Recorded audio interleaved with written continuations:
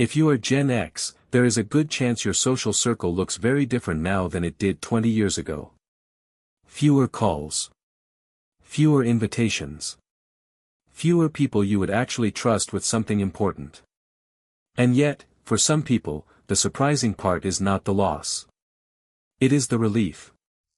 That does not automatically mean you have become antisocial, bitter, or incapable of friendship. Research on adult social networks suggests that social circles often become smaller from midlife onward, while emotionally meaningful relationships are more likely to remain. Psychologists sometimes describe this through socio-emotional selectivity. As people become more aware that time and energy are limited, they may become more selective about where they invest both. That matters because a smaller circle and loneliness are not the same thing. Loneliness is about feeling that the connection you need is missing. Solitude is simply being alone, and research suggests that chosen solitude can be experienced very differently from unwanted isolation. The question is not how many people are in your life. The question is whether the relationships that remain feel real. For Gen X adults moving through their late 40s, 50s, and early 60s, that distinction can become especially noticeable. There is no good evidence that being Gen X automatically makes someone more selective or more solitary. Generational labels describe broad groups, not personalities. But by midlife, decades of experience can make it easier to notice which relationships still fit and which ones survive mostly through habit.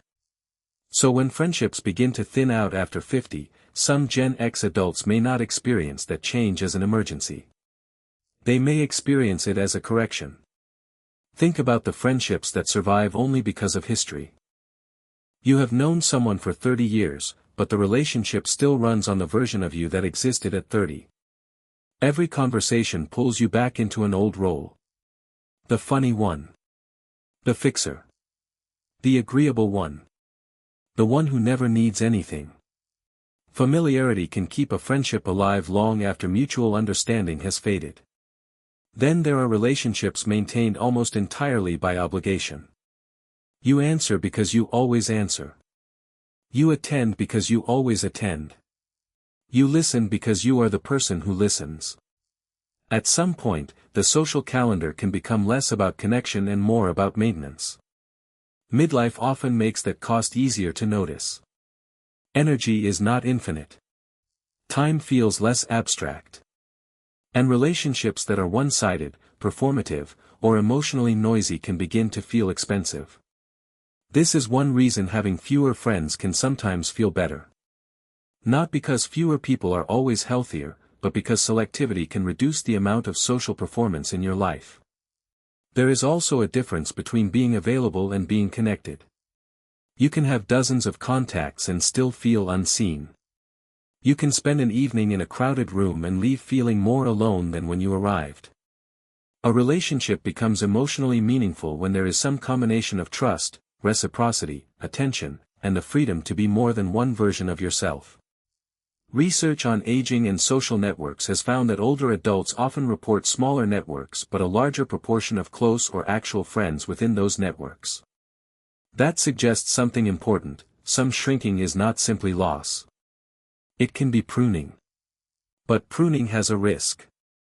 It is easy to turn selectivity into a flattering explanation for every withdrawal. Sometimes a smaller circle reflects clarity. Sometimes it reflects disappointment that was never repaired. Sometimes it reflects fear of being needed, judged, rejected, or disappointed again. Chosen solitude can be peaceful. Unchosen isolation can hurt. The difference is not whether you enjoy staying home on a Friday night. The difference is whether you still have access to connection when you genuinely want it. That is the deeper question. If you stopped initiating, would anyone notice? If something difficult happened tomorrow, is there someone you could call without rehearsing what to say first? Do the people closest to you know what is actually happening inside your life, or only the competent version of you? A small circle can be a sign of maturity when it is built around mutuality rather than avoidance.